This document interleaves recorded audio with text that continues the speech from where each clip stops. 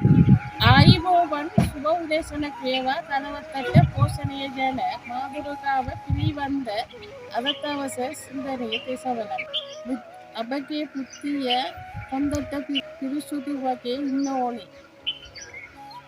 ඒ පිරිසුදු වගේ ඉන්නකොට තමයි අපලා තෝරා බේරා ගන්න පුළුවන්.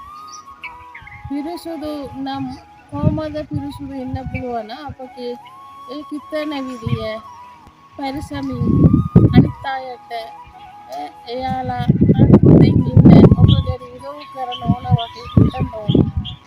අපගේ බුද්ධිය හොඳට පාවිච්චි කරන්න ඕනේ. අපගේ බුද්ධිය හොඳට පාවිච්චි කරන්න ඕන නම් අපගේ බුද්ධිය කමදාම දෙවියන් තමයි ඉන්න ඕනේ. දෙවියන් අපගේ බුද්ධිය ඉන්නකොට අපලා හොඳට තෝරා බේරා ගන්න පුළුවන්. හොඳට තෝරා බේරා ගන්න පුළුවන් නම් අපගේ ජීවිතය හොඳින් යනවා.